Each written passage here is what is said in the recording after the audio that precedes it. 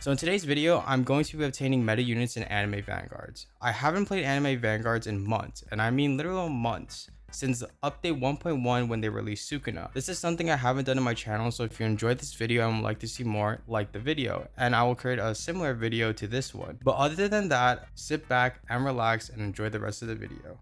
The goal of today's video is to get Vanguard Sunjin Woo and Igris alongside Arc from the Spring Banner and both Kazi and Saber evolved.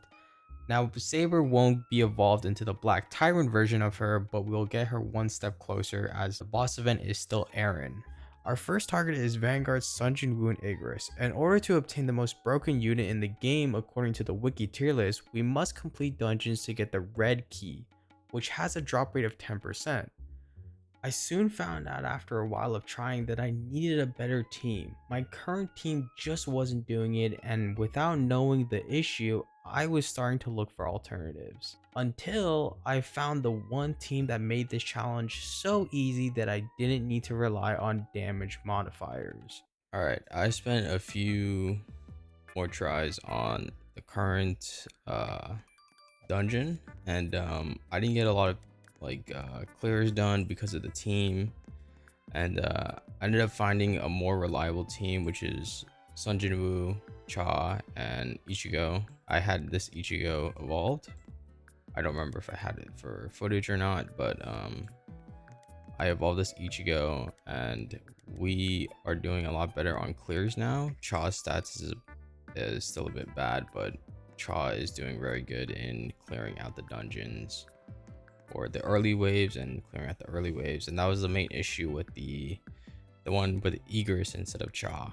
I was struggling to clear a lot of the enemies there, and in replace of the money surge at the very beginning, we took Exterminator, and our clears have been a lot more successful.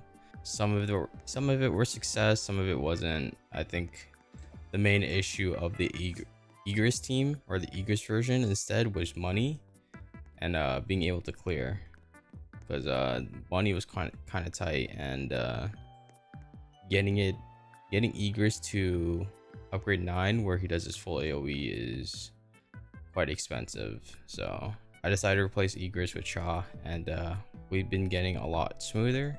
Within just 9 clears of the dungeon, we managed to get the red key. Finally, after I don't know how many hours, I think it's been a few hours, we finally got one. The first mission it gave us was to clear the dungeon and defeat the Ant King 50 times. And this was when I realized that it was going to be a grueling grind. Just one clear took 20 minutes, which means it took a total of almost 17 hours to get this mission done. It was a good thing that I tracked my previous defeats of the Ant King before I got the red key, but this was still a grueling grind. Although I wasn't recording my clears, I was low-key starting to crash out. I was just so over the repetitiveness, and I was just crashing out over the tiniest things. I don't even know how people did it back then. How do people do this? 30, like 50 runs of this alone, and I just feel like this is so boring. I don't know how people did this. Also, this, I'm not gonna lie, I don't know if this, it's probably just me that's bothering me the most. Why is this not this unit manager? Okay, AV invented this unit manager, or I guess created it to the point where every other anime tower defense game has a unit manager. Why is this not organized? I feel like this unit manager is so much worse compared to every other anime tower defense game that has a unit manager. Like, why is this so bad? It doesn't make sense. It literally doesn't make sense why this is so bad. It's how? You're the first ones to invent it, or create this and make it universal.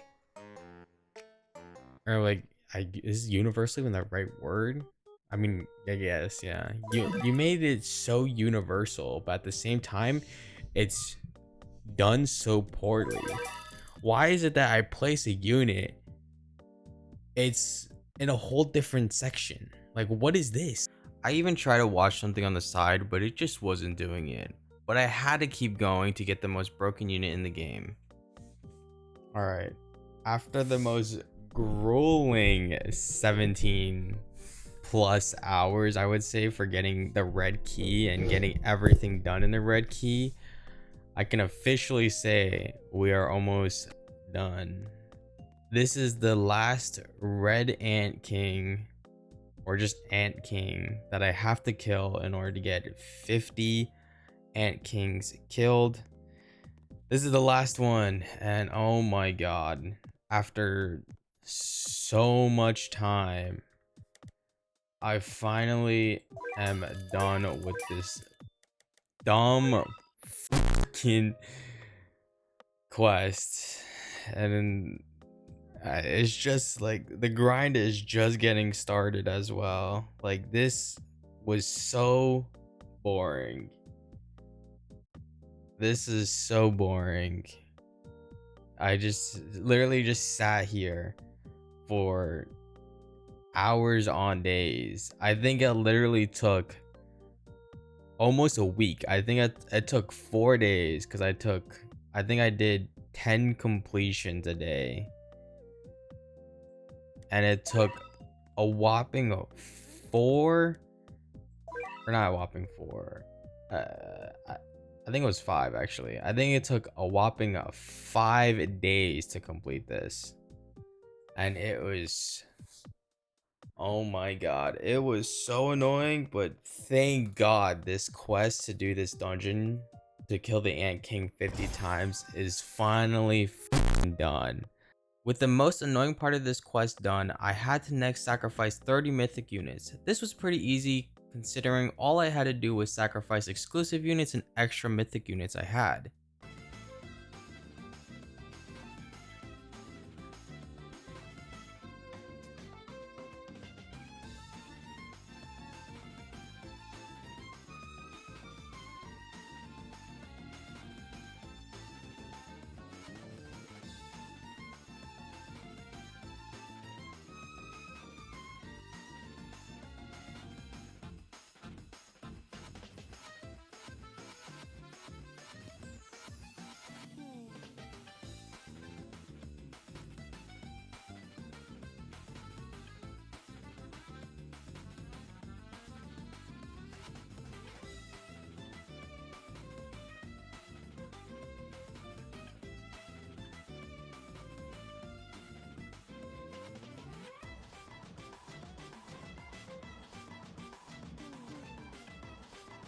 I also figured I might as well try to get something better than Deadeye on Jinwoo, since he was going to become the most broken unit, and let's just say I wasn't expecting this.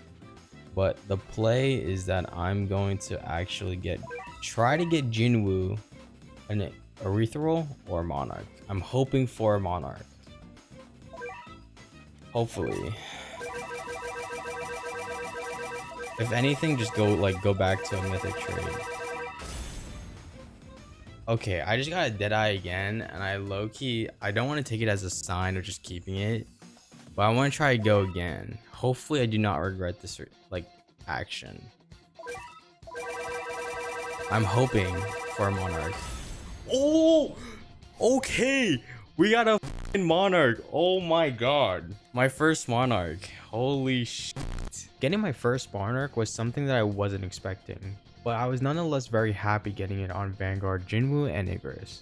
Getting a Monarch and having another quest done was really hyping me up, as I was halfway done with the first section of my goal. The next quest on the red key was to summon 5,000 shadows from Jinwoo's ability, which was yet another easy but time consuming mission. So I headed off into Infinite to do summons and found something that I believe was not intentional but helped in getting the summoned mission done. Alright, so I'm currently still grinding the summons, but I figured some people might question how to do the summons pretty fast, or how to do the summons pretty quick, I would say. And there's about 2 ways you could do it, and find the way that I'm currently doing it pretty fast, I would say, or like pretty easy to do. But obviously one way is to do the dungeon and you just continuously do it until you get the hopes of press it, which is basically just a 30% or 50% cooldown reduction on your abilities. But that's still something that you might not even come across. So, you know, you have that option if you want to do that. And the second option is to do an infinite. And the reason why, for me, I kind of suggest infinite, or that's how I've been doing it to get by, is literally because I don't know if it's been intentional or not, but what you can do to grind out the summons is bring your strongest team with your farms and your buffers and stuff like that, right? Then you set them all up, right? You get them all up. Obviously, do your farms, do everything, like play it out as a normal infinite, but as your first character that you should get up, obviously get Jinwoo, right? We need Jinwoo first because we want the Arise, and we also need him up close so that he can get kills to summon for his ability. That's what we need the most. So that's the reason why we want to upgrade Sun Jinwoo first. But other than that, because once he gets kills, right, he's able to summon 15, and at a certain point it will use up all 15 and he'll only be summoning 5, which are the Shadow Knights at the very beginning. So what you should do is get him all the way up and kind of play out the infinite and put his ability in auto. If you have somewhat close to what my team is, or anything like better than this, you can get up to like 60, 70 maybe, and this will constantly just play, right? Set this on auto, and then after that, once you lose, you don't want to back out into the lobby again. Since we lost, right, you just press this and then you just continue to summon right here, and this will still count towards here, or this will still count, and you just set up something to just constantly press this. With 5,000 shadow summons being done, it led us to our final red key quest, which is to sacrifice and evolve Igris, an extremely old unit that was released when the game came out. This one unit helped me through my early grind at the beginning of my anime Vanguards adventures 11 months ago. It was kinda crazy to see him go, but it had to be done for the most broken unit in the game. But damn, it is insane to see him go for such an old unit to just become an Evo unit, but hey, he becomes a goated unit.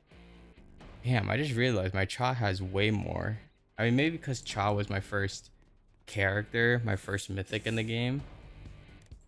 Maybe that's the reason why. But yeah, this is a farewell to Igris, and we got the elixir of life.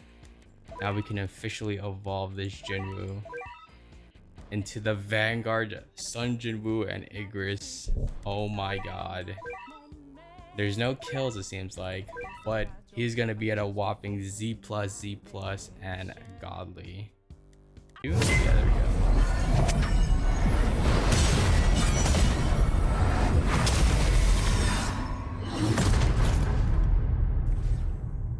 With Vanguard, Jinwoo, and Igris obtained, the next goal is to evolve Arc, which is pretty easy, as the only two things you need is Mystic Glasses from the Spring Shop and the Shamrock, a 5% drop from the portals. This 5% is a flat drop rate across all portal tiers, and with the amount of portals I've done, I only managed to get one, which I immediately used and got Arc Evolved. Oh my god, not even like, what is it? Not even like an hour later.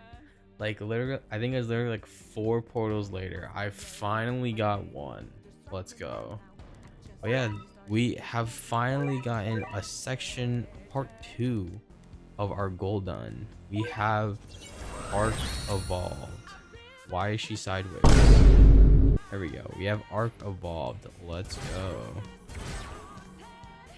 This is gonna be a lot, or she's gonna be my main bleed damage dealer. With Arc Evolved, all we have left is 2 units, Kazi and Saber. Saber's Evo item can be found in the crafting station, and Kazi's Evo item can be found in the Guilty Gears Legend stage. With that being said, within my first clear of Kazi's Legend stage, I got an Elfelt portal, which has a 2% drop rate and a guaranteed unit called Elfelt, which happens to be meta. I don't plan on involving her in this video, but I do plan to involve her in the future. Okay, so while grinding the legend stages for Kazi, I came across a portal. It said something about like an Elfelt portal spawned in, and I didn't know you could still get her, or like what the portal did. I thought it was just more or less just like more legend stage loot, or like whatever it may be. And well, obviously I beat it and I got Elfelt, so that is something. To obtain her, complete an Edge of Heaven or Shining Castles stages of any act has a 2% chance to spawn a portal at the base. Wow. You telling me I got lucky with it? It's a 2% chance, and I literally did the stage once. What? Like, okay, like this is the portal, right? Or this is what I was doing. I was literally doing Act 2. And I only did Act 2 once. And I got the portal off of Act 2. Like, I didn't do Act 3 or Act 4. And I got it in Act 2. And I only got it one clear. What?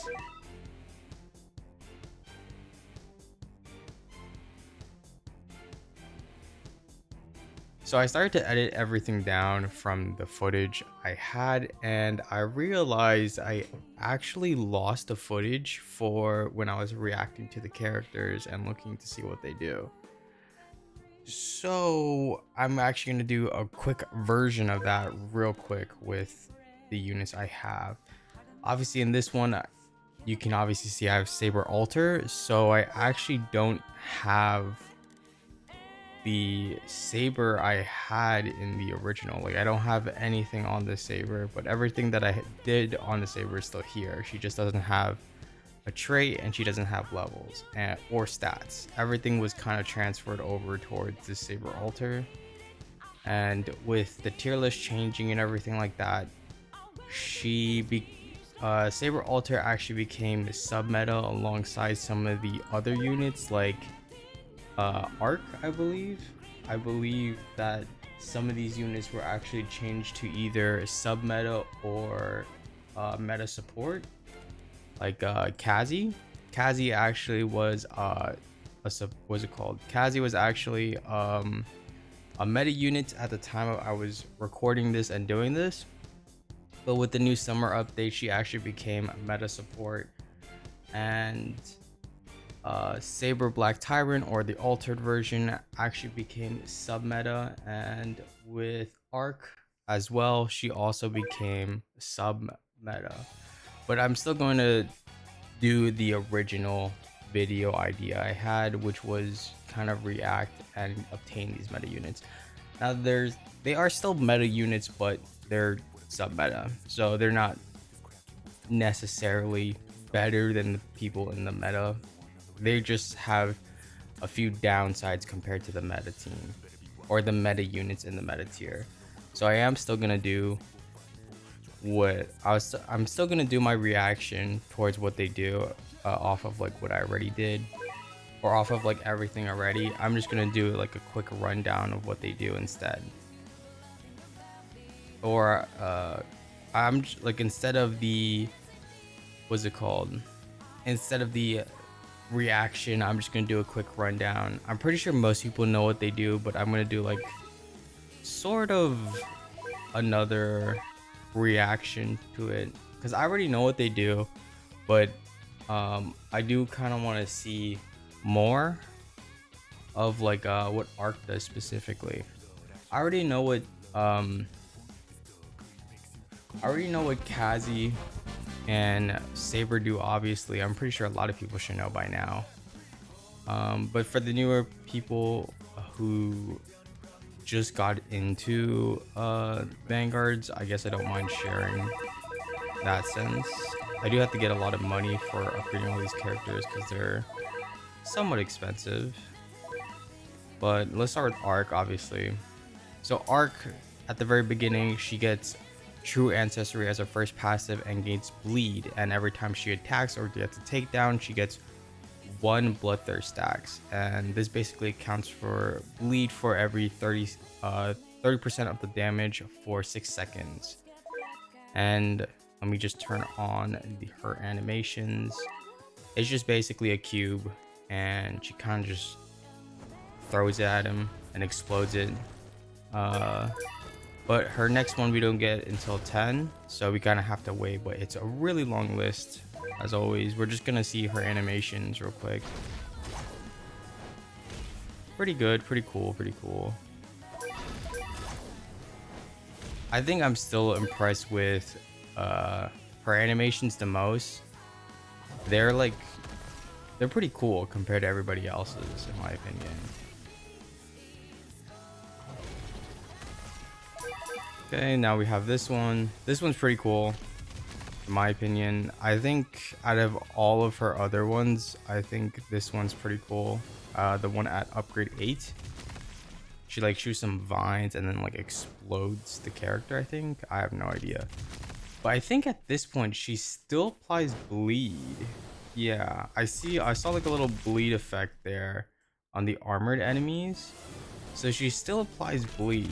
I think only when she goes type earth, when you use this ability, when she reaches 400 bloodthirst stacks, she loses her bleed completely and she becomes a multi-unit. So type earth when you use type earth, because this is like permanent until she gets until she gets sold, you get 100% damage and 20% range, and all previous takedowns as summons will become 30% of the unit's damage as stats for health. And then we use the next ability, which is Marble Phantasm, which gives her certain abilities for the elements, right? We get to choose water, nature, or fire.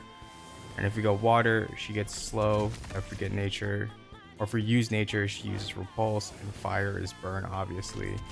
It's the same thing, 30% of the unit's damage over 8 seconds, I think. These are like, the numbers are kind of pushed over against the words, so it's kind of hard to read what they're saying. But I'm just gonna assume that's 8 seconds. I could pull up what she does on the wiki. So let me check on the wiki real quick just to be 100%. It is 8 seconds. Yeah, this is 8 seconds. Yeah, we actually don't get to see what she does until she gets 400 stacks, so we're not gonna really do much besides that. But I'm pretty sure a lot of people know she just transforms into a whole different unit, sort of. And the chosen ability, she basically just has different animations for the chosen abilities, which are pretty cool. I think her nature, she slams a rock on the enemies. Fire, she just does like a very classic fireball, and then when it hits the target, it just explodes. And with the water, she just summons like a tornado, which is kind of weird in my opinion. I feel like that would just be better with nature. But that's just how her animations go. I'm not going to do type earth because we obviously every kill that she got previously, including bosses, do get summoned as minions that run across the track, and that itself is quite annoying because you just lose so much so many frames for it. So that's the reason why I'm not going to bother with it too much. She does raise her damage stat by a lot. I think 100% she goes to like 30 something k with blitz, and her range becomes like 60 something, which is not bad. She's pretty good. You do want Monarch on her because you can only use type earth once, I'm pretty sure. I mean, it's apparently her best trait. I think Erythral might be better just because you can, I kind of did test it out, you kind of can stack arc on different elements and kind of have her use each of every element, but with the drawback of that is that you don't have bleed, so I'm guessing that's the main reason why. you might want Monarch on her, because if you do need a bleed unit, having one placement and then just not using type Earth, I guess is better, and just using it only for situational stuff would be better. But yeah, she does get bleed. I did see it. There's like a little bleed icon there. It's kind of hard to see with the animation, so I'll turn it off. But we do have to wait for an armor unit, because she kills everything besides an armor unit. Okay, there's no like bleed icon here, which is kind of weird. But yeah, okay, there you go. She does apply bleed until she gets type Earth.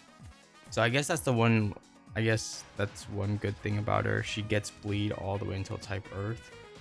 But she does use it once you use it. She does lose bleed once you use it. Next, we'll go to Kazi. Kazi is a very special unit. She is pretty good as a meta support with her freeze. And obviously her first animation is quite different compared to the other ones, because she has two different forms. It's like a spirit and like it's a spirit, and she has like a Grim Reaper. So basically what she does is that she spawns bubbles across the map or on the field that's around her, and enemies that touch it get frozen and apply bubble, which actually increases damage. Let me see. Okay, I mean, kind of shows right here. But when this unit swaps forms, reduces SBA by 20 seconds or 20% for 30 seconds. When the underlying form, which is the base one she gets before she turns, you can kind of see right here. It says its underlying inflicts freeze and bubble. This is what you're kind of based at until you swap it, which she gets this Grim Reaper form, and she does like a whole different other attack. Now this attack is more like DPS wise, the other one is more support wise. But basically what this form does is she gains 80% damage and inflicts burn for 25% of the unit's damage over 6 seconds. If a bubbled enemy is hit by Necra, which is the evil form, or I guess like the Grim Reaper form that she's in right now, Kazi deals 160% of that attack, or for that attack. So you kind of want to have two, in my opinion. You just have one on Necra and then you have one in the underlying, so that this Necra can, or the underlying can hit bubbles and inflict the bubble and frost, so that this Necra can deal more damage. Because they do have different attacks, right? This one, he does more like a laser attack. They have different attacks for each one until like, I think we'll upgrade 6 where it becomes the same thing. Okay, but her next passive is, I use this to go fishing. Spawns bubbles to the nearest possible point on the track, up to 3 bubbles that can exist at one time. And then it says, when an enemy touches the bubble, applies freeze and applies bubbles, deals 100% of this unit's damage. So I'm assuming if they hit the bubble, they get hit with 16k if they're upgraded or more. So like this bubble is like a heavy hit. It's kind of like double. But if we go through on the animations, Gear Beam is where it doesn't really change, because they kind of combine as 2 units as one. Right? I mean, it's kind of hard to see from the effects, but there are two, or both of them are going, the underline and the Necro. You can kind of see it, but the beam is kind of big, so you can't really see it. But you kind of see them right here. They're both attacking it. And if we continue on, we get the last ability called Close Call, which is a 7.1 SBA with 60.73 at max level with Blitz, which this is honestly pretty high damage, I'm not gonna lie. And they kind of do this attack, which is the classic explosion / fireball, where they kind of combine 2 together. So if you do play with animations, this is the only animation you're gonna get from 6, where it doesn't matter which like form you take, because they're both gonna be the same. And obviously this Kazi, if they both combine damage, you kind of see the difference. The Necra form has 60k and the underlying form has 33.74k. So nonetheless, this is more of a support. The underlying is more of a support, and the Necro or Necra, whatever they kind of call it, because there's like two forms apparently, or like there's two different ways that they say it, or it just is a typo. Does more damage. So this is your DPS, this is more of your support, and for this top ability here is Haven or Heaven. Consumes 1 bar of meter to cleanse all debuffs and status effects from units in this unit's range. So she kind of is a cleanser for everybody around. We don't have any status effects, but if we kind of press this, it uses half.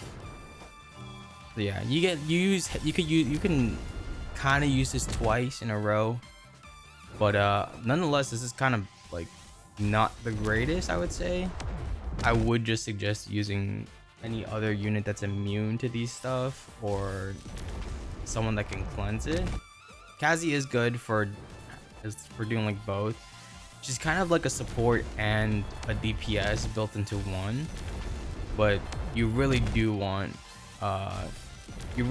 one or like multiple units, because she is relatively cheap. I'm pretty sure if I place her down, it's a total of 61k, so she's relatively cheap, and you would kind of want two, just because this one can constantly apply freeze and this one can constantly yield DPS or help with DPS.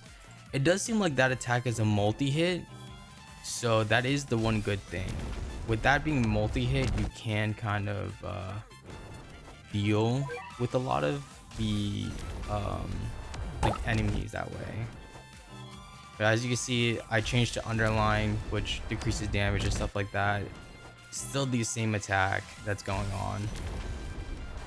But yeah, nonetheless, she's pretty good actually. I actually use her on my teams for the portals, the summer portals, because she's pretty good at dealing DPS and also being a support that freezes enemies, especially when it comes to tough stages. So she's nonetheless pretty good. Next is Saber. Obviously, Saber's a really old unit since update 4, so she's pretty much an easy character to know what she does.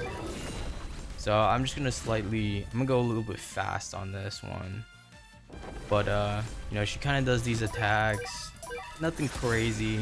Does like a lunge, obviously, like a thrusting motion, does some slashes, and then she gains the ability Excalibur, which if you've seen Fate, she does the Excalibur move and she gets like 300% damage. She does this big slash that hits everything in the range, I'm pretty sure, which is honestly, in my opinion, I've never seen a Saber do this in any other game, or maybe because the animations are just not that great in some of the other games I play, but this is honestly one of the coolest attacks I've seen in general. So I guess like big props towards the AV team for this. The one thing that does annoy me though is the beam. Why is this beam going upwards? What is that? But if you don't know what she does, from upgrade 0 to upgrade 5, SP gets decreased by 20% and attacks get repulsed, which obviously the enemies move backwards for a certain amount of time, and damage 100% when hitting an enemy for the first time. And then from upgrade 6 to 11, gets a 30% damage buff, a minus 10% SBA, and a plus 10% range, and is immune to stun, reducing times a debuff by 75%. So that's pretty good. I mean, she's not the greatest unit in my opinion, especially before Alter. I think Alter is way better, but you can kind of see like the most like self-reliant form here. And then Excalibur gains Excalibur, dealing 1% damage with each kill using Excalibur up to 25%. So she gets a slight 25% buff every time she gets a kill using Excalibur. And on top of that, when she activates it, she gets a 300% damage buff and uses the attack Excalibur for 3 turns. So obviously that big beam she did, she uses that 3 times and hits all enemies into a line. So this circle becomes a line more or less, like where from what she's facing, and she attacks everything from there. And obviously she gets a a 1% damage buff for each kill with Excalibur. But nonetheless, these are pretty much the units that I got and obtained for the meta units before update 7.5. I'm pretty sure this is update 7.5. But I pretty much think all of them are pretty good. TLDR, Kazi and Arc are good. Saber is more or less just there for alter, and focus on Kazi if you were to choose between those three.